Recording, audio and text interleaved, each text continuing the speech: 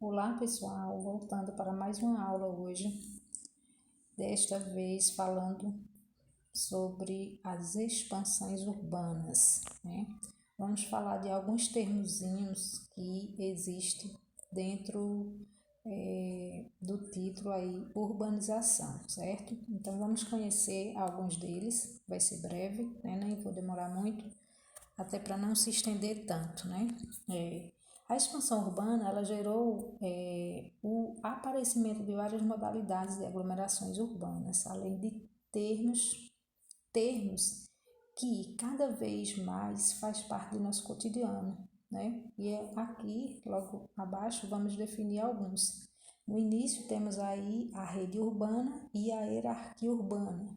Que é a rede urbana, né? Segundo Moreira, a rede urbana ela é formada pelo sistema de cidades no território de cada país, que interliga umas nas outras, né, através dos sistemas de transporte e de comunicações. Ou seja, aqui nós vamos ter nessa primeira imagem, onde tem a rede urbana, nós vamos ter uma interligação. E essa interligação ela está através da rede de transporte e da rede de comunicações. Aqui nós vemos que, né, há uma interligação, né, uma via de interligação entre uma cidade e outra.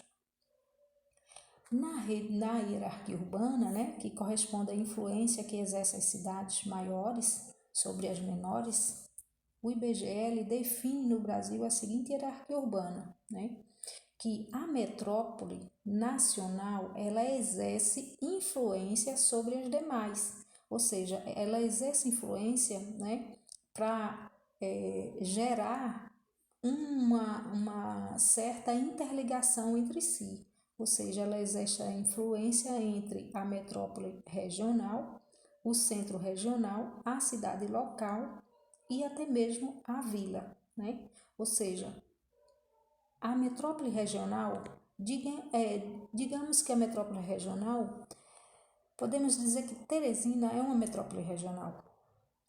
E qual é o centro regional de Teresina? Temos aí Picos, temos Floriano, temos São Raimundo Nonato e temos outras também.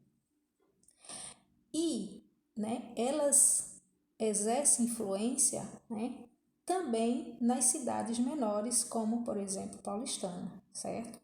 E a metrópole nacional, ela exerce influência entre essas quatro, né? Que é a regional, o centro regional, a cidade local e a vila. Ou seja, há uma influência enorme através de quê? Através dos meios de comunicação, das relações interpessoais, das rotas comerciais, do turismo, né? Da comercialização de mercadorias e entre outras. Então, exerce uma influência enorme e ela é chamada de hierarquia urbana, certo? Aqui nós temos uma parte que também forma essa hierarquia urbana, que é a conurbação, que corresponde ao encontro ou à junção entre duas ou mais cidades em virtude de seu crescimento horizontal. Mas como é esse crescimento horizontal? Esse crescimento horizontal é quando as cidades elas crescem para os lados sem ter a verticalização, ou seja, sem ter muitos prédios ao seu redor, né? Então ela cresce mais em construções de casas e não em edifícios. É chamada de crescimento horizontal.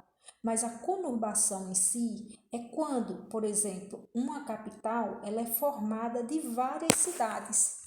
E nessas cidades fica difícil se delimitar, né, uma da outra. Por isso é chamada de conurbação, porque a delimitação delas fica um pouco conturbada, né? Por exemplo, se você chegar em uma capital, para você delimitar uma cidade uma da outra, você precisa de ou um GPS ou de um mapa que possa te localizar para que você possa distinguir uma cidade da outra, porque elas estão juntas, entendeu? E aí fica difícil de você identificar cidade A de cidade B, certo? Então, conurbação corresponde à interligação de duas ou mais cidades que se interligam entre si, ok? E a metrópole? O que é a metrópole? A metrópole, né, segundo Coelho, seria a cidade principal ou a cidade mãe, isto é, a cidade que possui os melhores equipamentos urbanos do país, considerada de metrópole nacional. Qual capital eu poderia dizer que seria uma metrópole nacional? São Paulo e Rio de Janeiro. São duas metrópoles nacionais e elas se interligam, né? E mais abaixo nós veremos através de que ela faz essa interligação, certo? Para a gente poder entender. Então, São Paulo e Rio de Janeiro são consideradas metrópoles nacionais, certo? E temos aí como metrópoles regionais Manaus, Belo Horizonte, Curitiba, Porto Alegre, Salvador, Recife, Fortaleza, Teresina e assim sucessivamente várias outras cidades, capitais menores que são consideradas, né, cidades ou metrópoles regionais, certo? Aqui eu coloquei uma foto ao lado, né, colocando mais algumas que não estava sendo inserida aí no contextozinho, né? E aqui ao lado, na foto, tem algumas, né? E o que é a região metropolitana? A região metropolitana é justamente quando todos os municípios estão conjugados entre si em uma capital, ou seja, conurbado em uma capital, nós vamos chamar de região metropolitana, certo? Por quê? Porque ali há várias cidades entre si, né?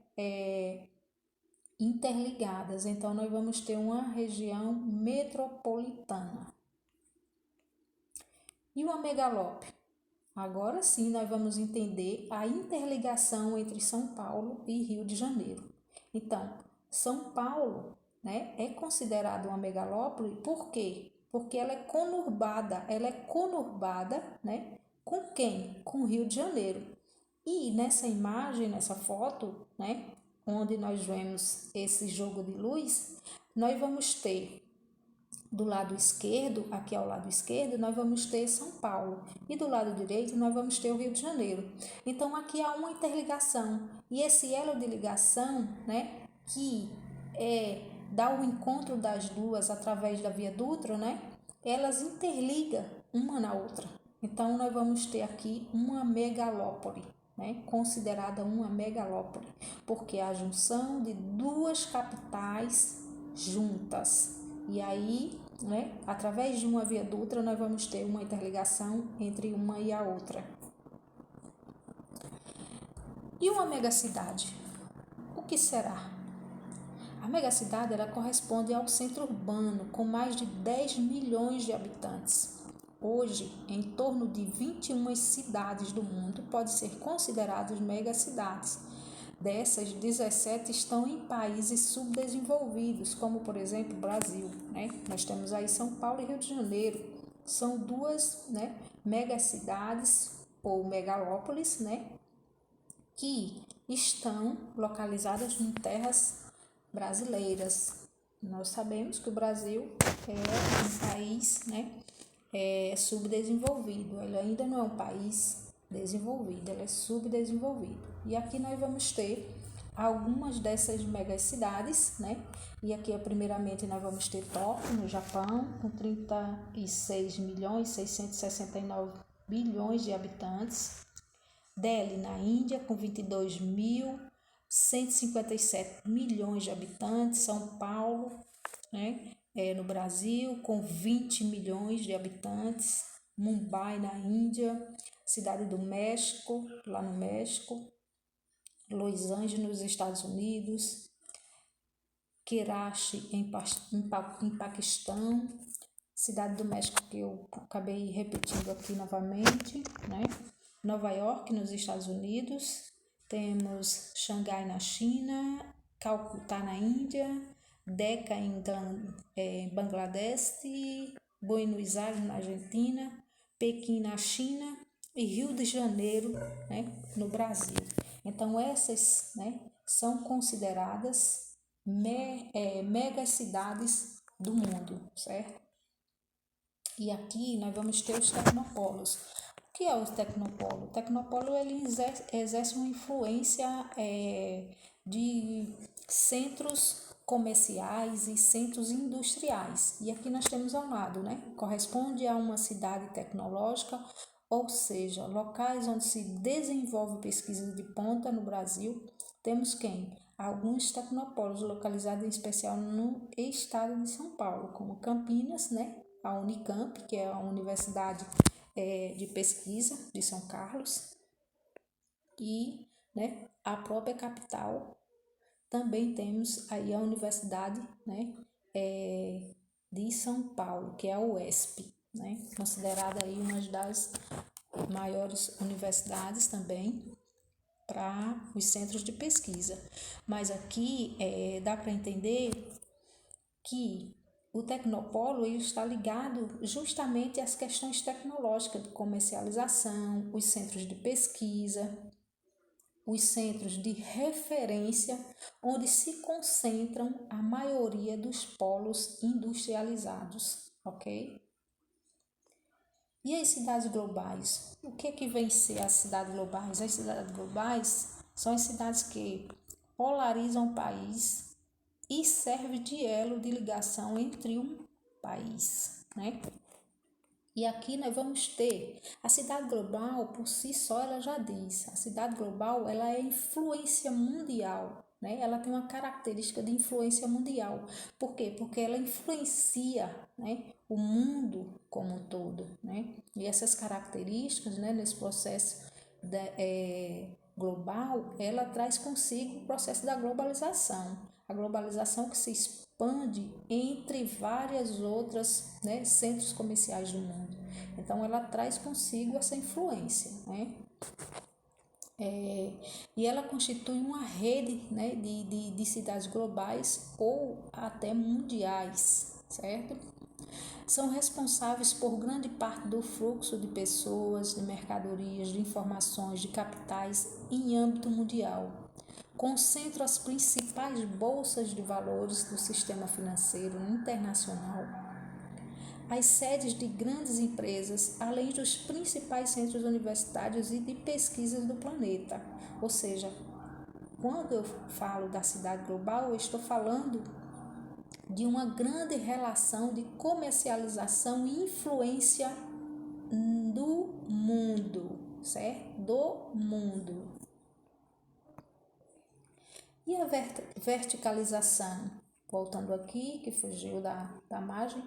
E a chamada verticalização. Na verticalização, nós vamos ter o processo de crescimento urbano, que se manifesta através da proliferação de edifícios, e a verticalização, que demonstra a valorização do solo urbano, ou seja, quanto mais a cidade cresce verticalmente, mais o solo vai estar, né, mais valorizado. Então, a verticalização, ela demonstra a valorização do solo, né? Quando as cidades ela cresce muito mais através dos edifícios, ela tem uma valorização maior e, né, não vai haver também tantos gastos para poder colocar a cidade como centro de bom abastecimento, porque quando a cidade ela cresce mais na horizontal, os gastos serão maiores, né? E até mesmo vai ocorrer a falta de saneamento básico, vai ocorrer a falta de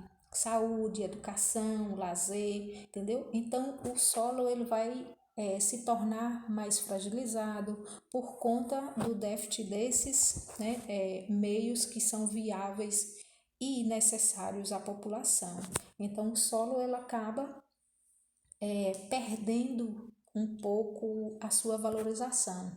E quando ela cresce mais na verticalidade, né, fica mais fácil, fica mais viável se colocar